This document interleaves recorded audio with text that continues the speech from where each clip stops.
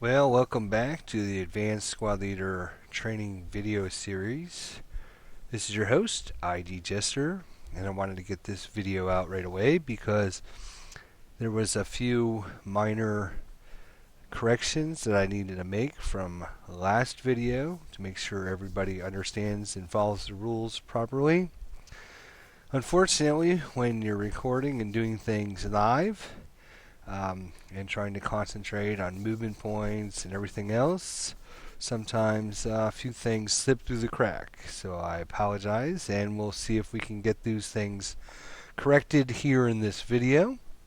And then we'll go into the two-hit process, a little bit more involved, and figure out exactly where everything stands between these vehicles and understand what happens once you finally do secure a hit. If we look back at one of the examples I used in the previous video, I'd like to redo that again just to make sure that all the rules are properly followed and everybody understands what happens. In the last video, we had this German Panzer 5D in hex G7. It's going to start up during the movement phase. It has 15 movement points, as you can see in the top right hand corner. It's also in red, which represents that this vehicle must make a mechanical reliability check to make sure it doesn't break down when this vehicle is started. We know this vehicle is stopped because if it was in motion, it would already have a motion counter on it. In this case, it does not, so this vehicle is stopped. Since you are stopped, the first thing you must do to move your vehicle is start her up, and you must spend a movement point to start. So this vehicle here will spend a movement point to start, and it must make its die roll. In this case, it's 2d6. It rolled a 2 on the colored dice and a 6 on the white dice for a total of 8. So it started up fine. That is one movement point. It will then spend a movement point to move into H7 for its second movement point. It'll then go into I8 for its third movement point. It will then move into J8 for another movement point. That is its fourth. It will then go into K8 for its fifth movement point. It will go into L7 for its sixth movement point. It will then go into M7 for its seventh movement point, and its first movement point in line of sight of the American M4A3 in P3. The American can then declare defensive fire on that vehicle if it wanted, or it can make a motion attempt. But the American player realizes that the German player is still in motion and it can't actually even do anything to attack the American at this point, so it has to adjust its vehicle covering arc, and that's one of the things I actually missed last episode. As you can see, I'm going to try and use a combination of Vassal and Microsoft Word here. When the vehicle is actually in M7, its vehicle covering arc is N6, N7, and as you can tell by the blue dots, that is its vehicle covering arc and where it can attack. The vehicle in P3 is obviously not within that arc. When I'm rushing through things, sometimes some little minor rules like actually having line of sight to the vehicle are missed. So, for its eighth movement point, the German is actually going to rotate its vehicle covering arc. It has now spent 2 movement points within the line of sight of the Americans. Since it just spent a movement point, the Americans then can declare defensive fire or motion attempt. The American player decides not to do anything because it knows that the German vehicle is still in motion, and if the German was to take an attack against the Americans, it would be a very, very low attempt. So he declines.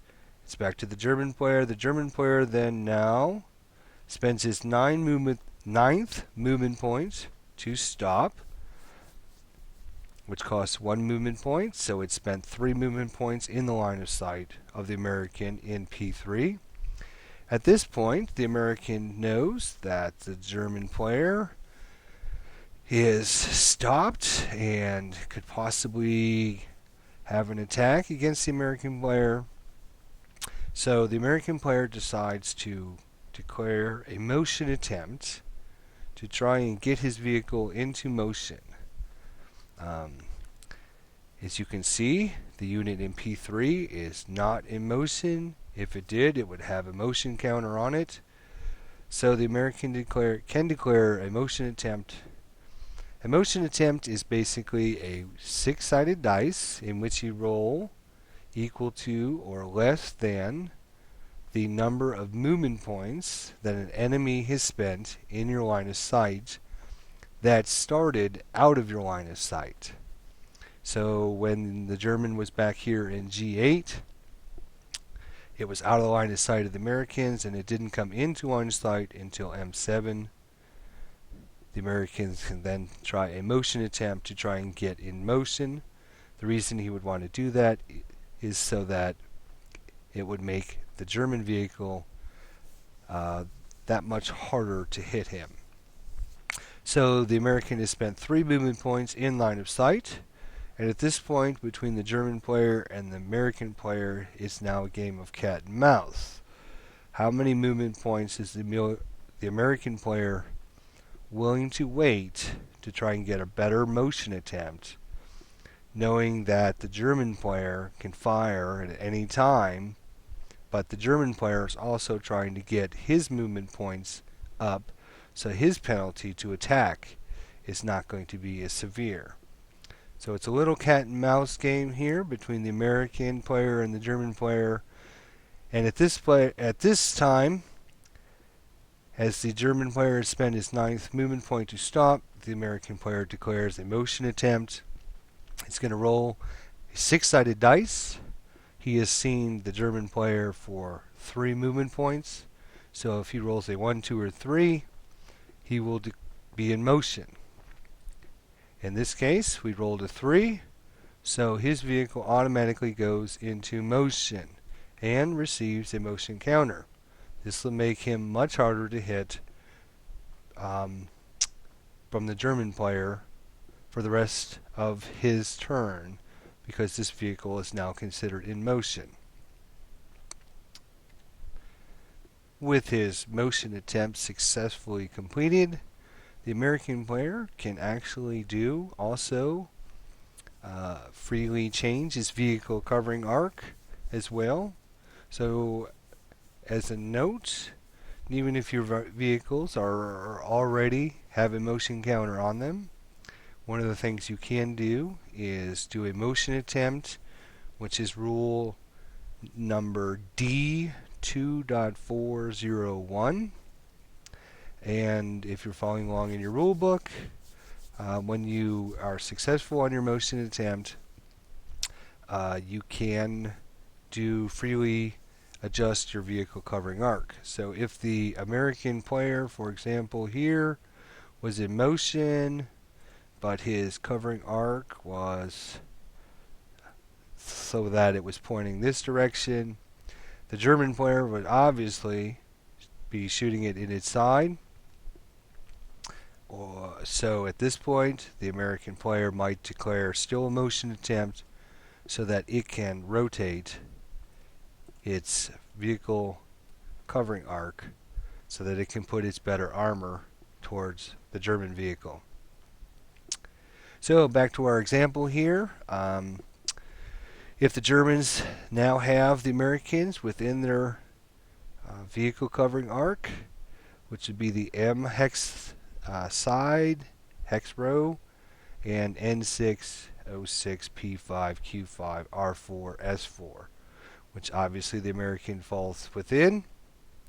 At this point, the Germans could then declare an attack, but the Germans declare a delay for its 10th movement point and its 4th movement point in line of sight. And the reason that's important is when we look at our chart here. The American then can declare a defensive fire attack. At this point, the Americans' defensive fire attack, would be severely hampered because he's now actually in motion. So the American declines.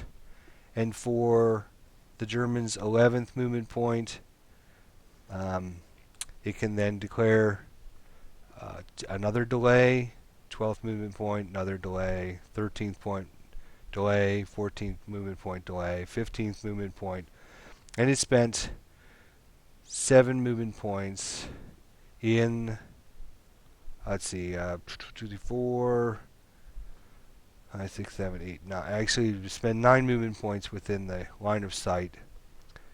When he spent his 7th to go into here, 7, 8, 9, 10, 11, 12, 13, 14, 15. So yeah, so 9 movement points it would have spent in the line of sight. But at that point, when he's done delaying, the German then would declare an attack, which is part of the other thing I missed from our previous episode. When we're talking about our 2-hit process, the first thing we're going to look at is securing a hit. We're going to analyze our 2-hit numbers based on our 2-hit chart, based on range, and whether we shoot black or red numbers. Once we do that, we will then go into our fire-based hit determination die roll modifiers. Since we're using bounding fire, we'll actually use case B, which is a +2, and we'll also use case C, which is what I messed up on last time. I actually forgot to add in the traverse factor of the turret. In this case, if you have a fast traverse or slow traverse turret, you're getting a +2. And then we'll look at case C1 and case C2 again, which is kind of important. Case C1, if you've seen the enemy for 2.5 to 3 movement points, you're going to get a penalty of an additional +1 to your die roll. If you have seen the enemy for 2 or less movement points in your line of sight, you're actually going to receive a +2 additional penalty. So that's important when you're using bounding fire. If you can get 4 movement points within line of sight of an enemy, you won't receive additional penalties on your 2 hits. The other thing we have to make sure we remember is we are buttoned up. We know that because there is no crew exposed counter on our vehicle. It's just assumed to be buttoned up unless there's a crew exposed counter. So we are looking at +2 for case B, +2 for our bounding first fire. We were lucky enough to spend enough movement points in the line of sight of our American. And we also have defensive target-based hit determination die roll modifiers. If that American was able to go into motion, which it did, you will notice that on our chart here, a moving vehicular target is an additional +2. The other things that come into mind when we're talking about targets, target-based modifiers, obviously is section P, which is target size. In this case, the target size is on the counter based on, if I move this off again so we can see this, in this case the American has 1 red number for armor factors, which means it's a large target. If it had 2 red numbers, it'd be an extra large target. A large target gives us a -1. It's easier to hit, which is good for us. If you're the German player, that is. And let's see if there's any other defensive modifiers so I don't miss this time.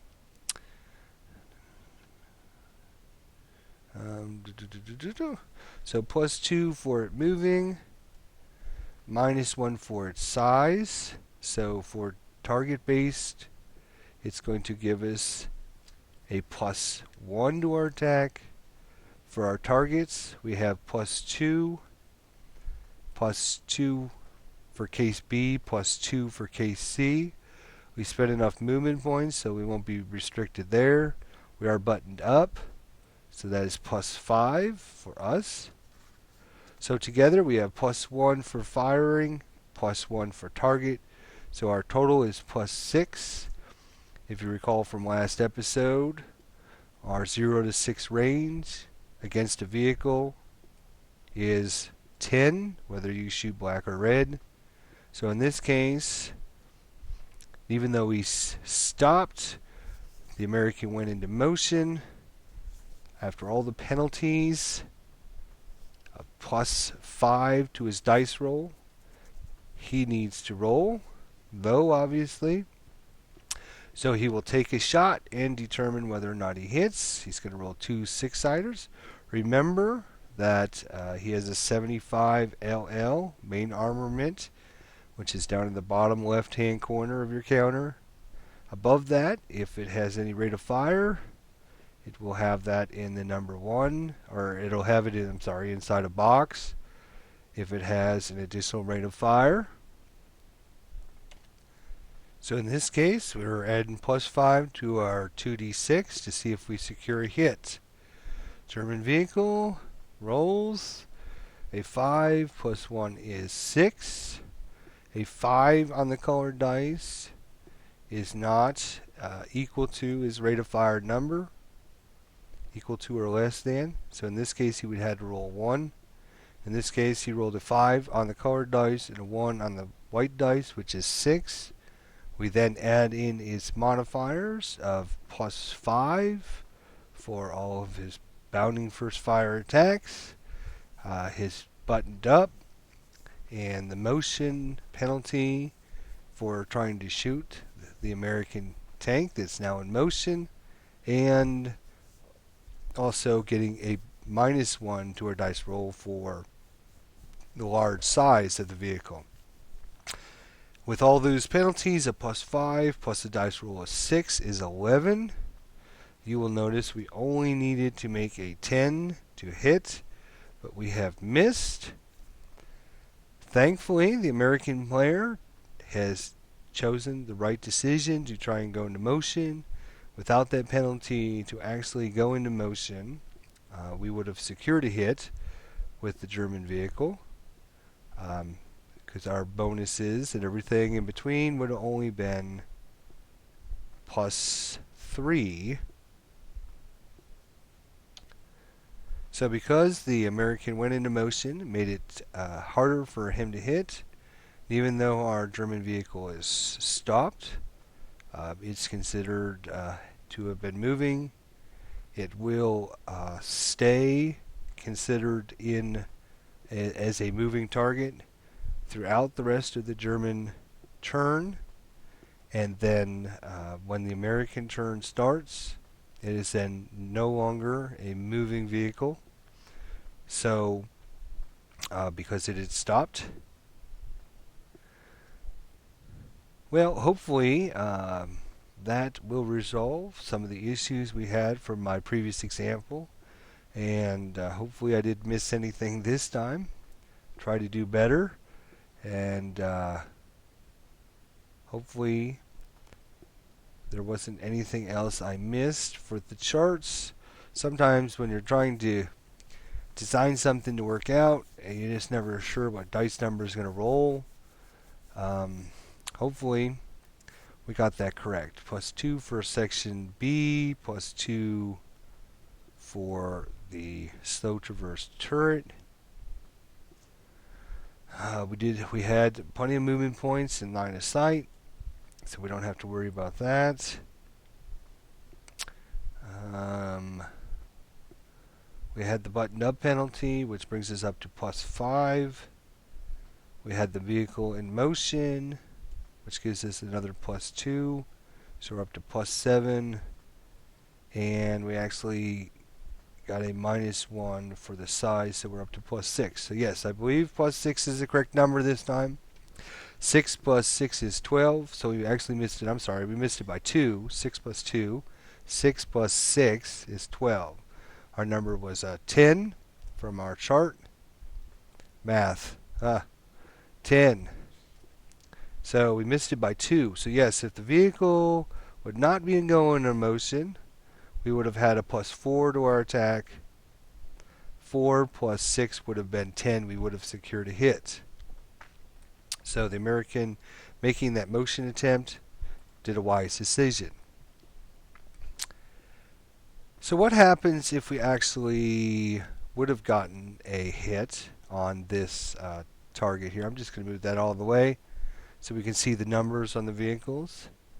Besides the fact that it's 2 vehicles against 1 vehicle, 2 Germans versus 1 American, what does all these numbers represent? And once you finally do get a hit, what is the next step? What is the next process?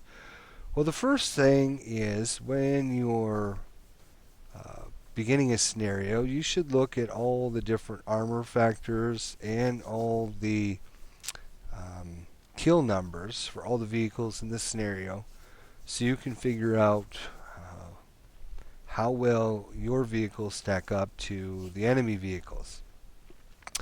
If we use our little chart here that I created in Microsoft Word, you can see that we have 3 vehicles.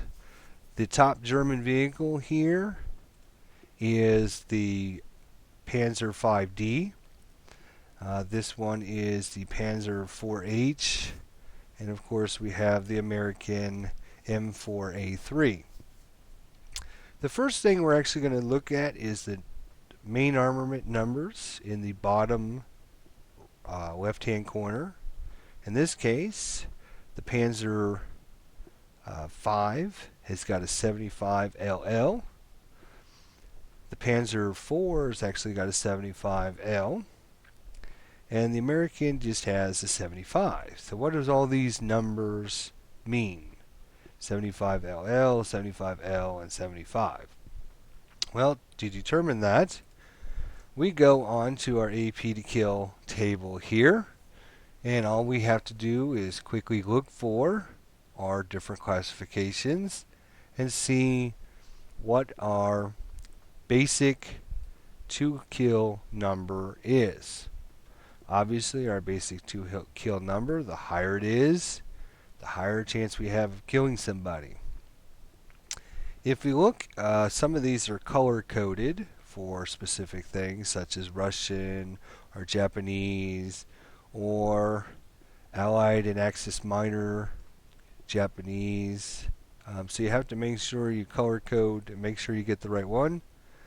But if you look for our 75 LL here, which is that German Panzer 5, it has a basic to kill number of 23. 23. If we look for our German Panzer 4, you will notice the 75L has a basic to kill of 17. And if we look for our American 75, we can see the American 75 is got a basic to kill number of 14. So if we go back to our little chart here, I've written down here underneath each of the respective counters our basic to kill number 23, basic to kill number 17, and our American basic to kill number 14. Well, how does that come into play? When you're attacking with vehicles, the first thing you have to do is secure a hit. Once you have secured a hit, the next thing you're going to do is determine what happens to that hit and where it hit. To figure that out, we have to look at the armor factors that are located along the right-hand edge of the counters. The top number, if you recall, represents the front hull counter and also the front turret counter. If the number that's written there is your front hull, and it's also your front turret unless it has a circle or a box around it. If it has a circle or a box, that means that the turret or the upper structure is either superior or inferior. A box represents superior and a circle represents inferior. So in this case, our front hull for a Panzer V is an 18. The turret is in the front hull, since it has a circle on it, means the upper structure is actually inferior, so it loses down to the next armor factors. If you recall your armor factors, there are 11 different armor factors in the game. If the hull has an 18, then with the circle on there, your turret is actually going to have one less, so it's going to be a 14. If we look at the Panzer V for the side and rear, the side and rear is the bottom number. The side and rear is a 6 for the hull, and you notice there is no circle and there's no square, so the turret has got the same vehicle or the same armor factor. So in this case, the side and rear hull is 6, and the turret is also 6. No box or no square means that the upper structure or the turret has got the same as the hull for the vehicle. We look at the German here, the Panzer IV. Front hull is an 8. We can see that by the number 8. It has a circle around it, which means the front turret is inferior. It loses one armor factor from the 8. It'll go down to the 6. So the front turret is a 6. For the side and rear, the hull is a 3. It actually has a box here, which represents superior upper structure for the rear and side.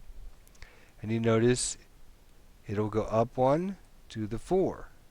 So the side and rear turret is actually better than the hull, which is a 4. American, also 11 front hull. Circle goes down 1 for the upper structure turret, which goes down to an 8. For the American side and rear, its hull is a 4. It's got a box, so it actually goes up 1 from 4. It'll go up to 6 for the turret. So these two numbers actually represent 4 things: your front hull, your front turret, your side and rear hull, your side and rear turret. When we talk about the 2-hit process, the first thing we do is we have to get a hit. Once you get a hit, then you're going to basically figure out how powerful that attack was versus how much you can defend against that attack. These numbers are represented by your 2-hit kill number from the weapon you shot versus the armor defense you have for the vehicle. So we simply subtract the armor factors from what was hit from the 2-kill number, and that will get us a number. And then we're going to roll on a chart, the AFE destruction table, to determine, based on what you roll, what happened to that vehicle. So if we look at our Panzer 5D here, it has a 2-kill number of 23. If it hit the front hull of the American, M4. It has a armor factor of 11. 23 minus 11 is 12. 23, which is its 2 kill value, minus what it hit, which was the front hull of 11, leaves us with a 12. So we'll then roll 2d6. We'll determine what happens to that vehicle. You can see, obviously, rolling 12 or less on two 6-sided dice is 100%. So if this vehicle hits the American in the front hull, it'll have a 12 or less to hit. If you actually roll equal to your number, and we'll look at the chart here in a minute, but basically you notice that the American's strongest armor is its front hull.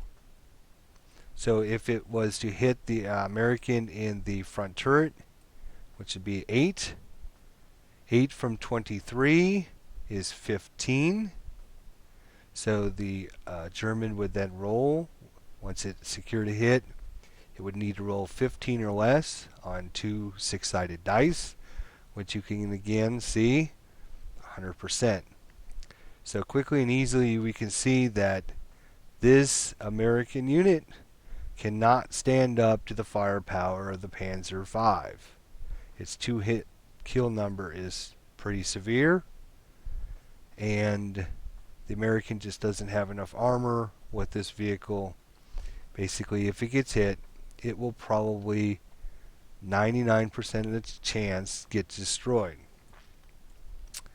When we look at the difference between the Panzer IV and the Americans, you can see that they have some pretty similar numbers throughout their hull, turret, rear, and front. You notice that the German has a larger 2 kill number of 17, which is compensated slightly by the slightly better armor for the American. So in this case, if the American was to attack the Panzer IV and secure a hit, then it's going to take its 2 kill number of 14, and it's going to subtract what it hit. Let's assume in this case that it hit the front hull, which is an 8. 14 minus 8 equals a 6. So the American would need to roll less than a 6 to kill the German vehicle. If the Americans hit the turret is a minus 6. So 14 minus 6 equals 8. The Americans would need to roll less than 8 to kill the German vehicle. If we reverse it, the Germans here have a 2 kill number of 17. 17 from 11 is 6, which is exactly the same as the Americans hitting the German. And if it hits the 17, if it hit the front turret, 17 minus 8 is 9, which is one better chance than the American hitting the German turret, which is 8. So the American M4 and the Panzer IV-H, very similar in its attack to one another, and equal chances of killing the vehicle. When we look at our final number, 2 kill number, in this case, let's say the American shot and it hit the front turret, which is a 6 armor. 14 minus 6 is 8. The American would then roll 2d6 and roll, and depending on what he rolled on our chart, represents what happened to it. If we look at this one first here, which is equal to, if I rolled an 8, the final 2 kill number, it's going to immobilize or shock the enemy vehicle. So if you roll equal to your final number, you're going to mobilize it or shock it. You can see that 8. So if I rolled an 8, I mobilize it or shock it. If I was to roll a non-HE number 1 greater than the final number, so in this case, if I needed an 8 and I rolled a 9, it's a possible shock. The crew can still possibly be shocked from the impact. If I roll an 8, it's going to be an immobilize or shock. If I was to roll a 7 or less, I'm going to eliminate the vehicle. And you notice if I roll equal to or less than half the final number, it's going to burn the vehicle, and that's going to cause vehicle burn and no crew survival. So in this case, if I needed an 8, if I was to roll a 4, 3, 2 on my dice, then that would be a burn, which is half, equal to or less than half of my final total. Again, if we look at the German Panzer V and attacking the American, if it rolls, or if it has a 23 attack, and just assume that it hits the front hull, which is its best armor value. 23 from 11 is 12. So in this case, if I roll a 12, it's going to immobilize and shock the vehicle. If I roll less than, it's going to eliminate it. And if I roll less than or equal to half of my 2 kill number, I'm going to burn it. So in this case, 12 is the final number. If I roll a 6 or less, it's going to burn the vehicle.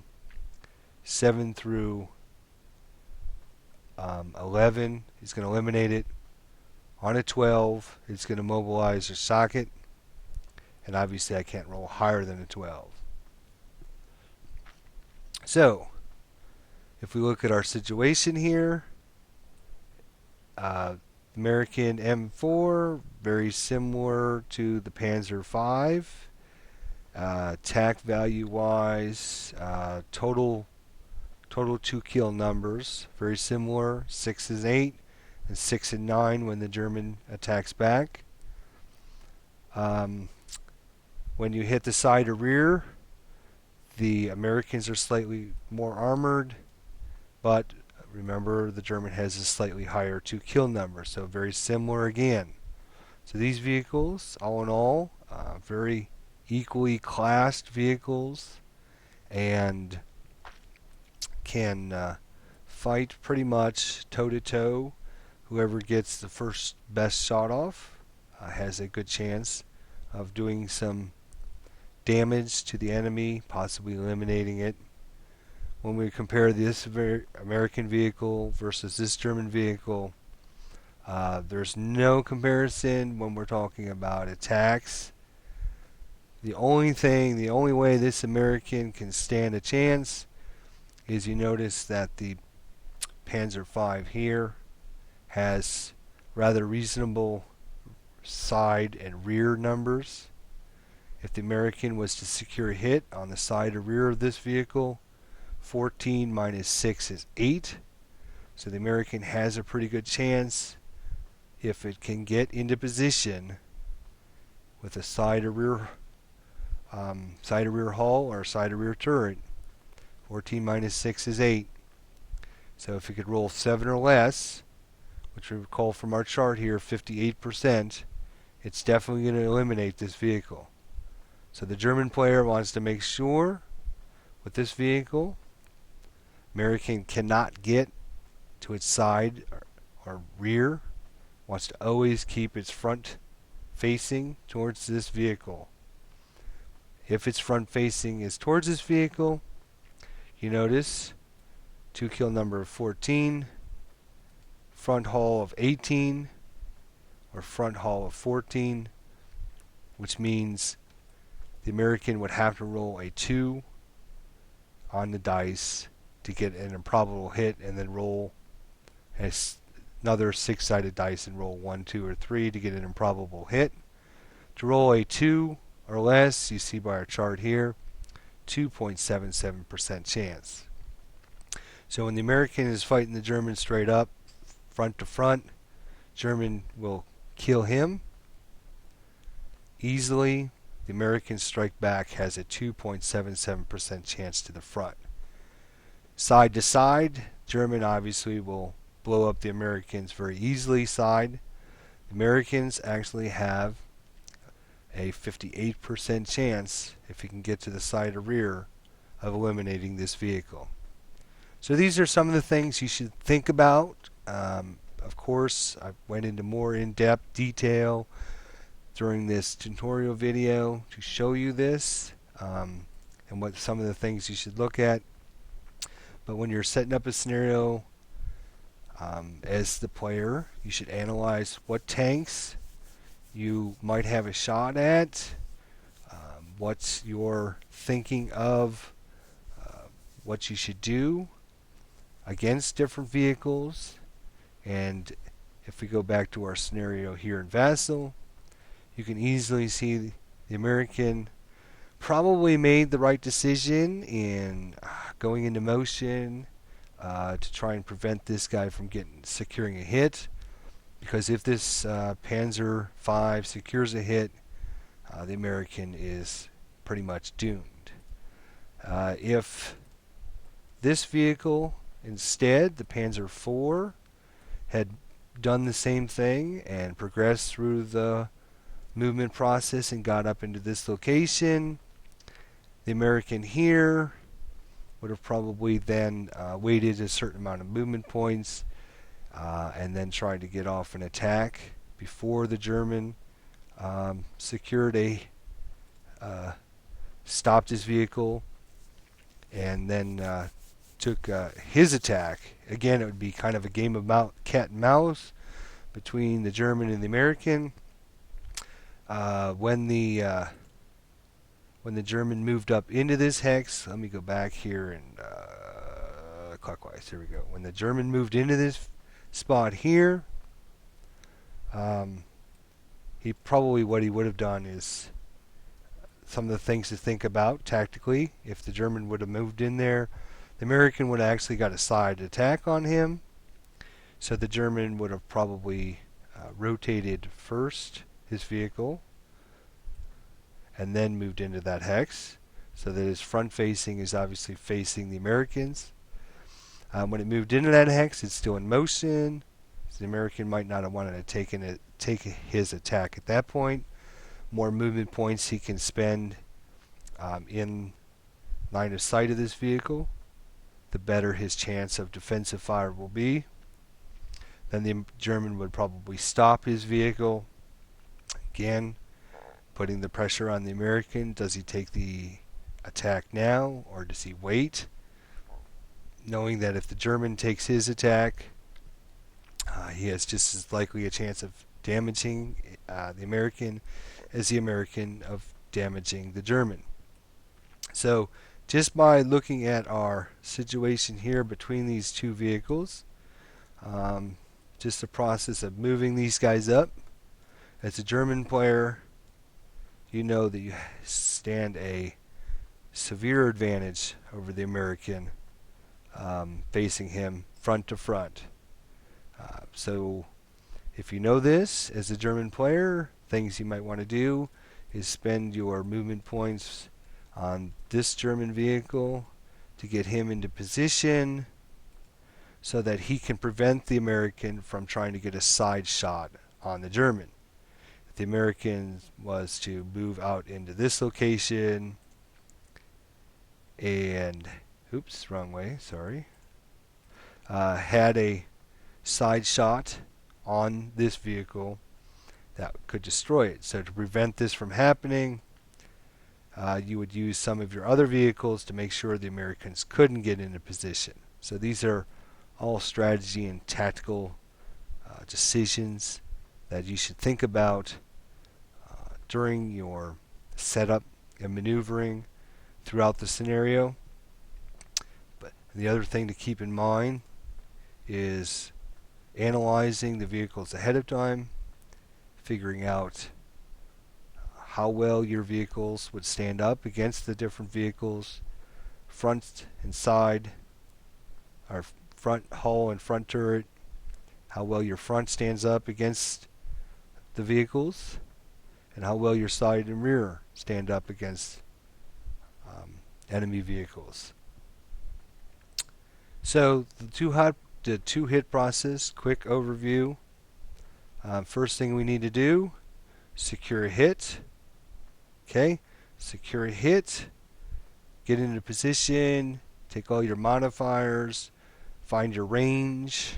Okay, if you're 7 to 12 hexes away, you're going to roll either your base 2 hit is either 9 if you're black or 8 if you're red. If you're 7 to 12. If you're 0 to 6 hexes away, it's 10. If you're 13 to 18 hexes away, obviously you can see farther distance, lower chance to hit. Once you finally get into position, you roll the dice based on all your modifiers, and if you're lucky, you secure a hit. Once you secure a hit, then you're going to simply figure out your 2 kill number based on your main armament. You're going to figure out where you would hit and subtract that armor value from your 2 kill number. You're going to get a total number, and that will be your number that you need to roll less than on 2 6-sided dice. When we a couple of quick notes here, things I had not mentioned about. If we look at case C, section C 7.21, the basic 2 kill number of an AFV in its armored rear target facing. Rear target faces always increase by 1. So the only difference between the side and the rear is your basic 2 kill number will go up by 1 point if you're in the rear as opposed to the side. So even though this is one number, that represents both the side and the rear. If you secure a rear hull or rear turret attack against a vehicle, your kill number will go up by 1 point. That's case section C 7.21. So in the beginning of this scenario, when you're setting up, it might even be worth spending a few minutes creating a little chart for yourself, what your 2 kill number is, what your enemy's armor factors are, so you can quickly and easily reference that chart and see what your numbers are, so you know what vehicles to stay away from, what vehicles are equal to you, and what vehicles you are far superior to. If you know your enemy cannot hurt you, like this Panzer V, as long as you're front arc. That's why when we came up into this hex here, when it moved up through here, it had very little, was not afraid of the American whatsoever because of its massive armor, and was able just to get up there and get into position, knowing the American, and even if it's secured a hit, which is very unlikely, would then have to roll a improbable hit just to get a chance of wounding this thing. So at this point, the American did the right thing, knowing that this vehicle here has immense firepower, and unless the vehicle, unless the American player can cause the Germans to miss his attack, that he doesn't stand much of a chance of resisting anytime the German secures a hit. So it needs to stay out of line of sight of this Panzer V. And so our fair fight we talked about in the beginning, or what kind of fight this was. We only have 2 Germans versus 1 American, but you can see that This is not a fair fight at all. The one American that is there is equal to in power of the Panzer IV, but is far less superior to the Panzer V. The only thing the American has going for it is, remember, the Panzer V has the reliability, breakdown check. So if this German player ever rolls a 12 when it goes to start the vehicle, this vehicle could be broken down, and that could be a very good thing for the Americans for this scenario that I just threw together. Well, hopefully I was able to fix a lot of the questions that had come up about the previous video, and hopefully fix that situation. Actually have to get in line of sight. Make sure you actually add in all your modifiers on the charts. And then we looked at the two-hit process. Securing a hit. Once you secure a hit, it's just a matter of figuring out what your 2-kill is at that point. If you roll equal to your, or if you roll higher than your 2-kill, let's try that again. That's wrong chart. If you roll higher than your 2-kill by more than one, nothing will happen. If you roll higher than your 2-kill by just one, there is a possible chance of shocking them.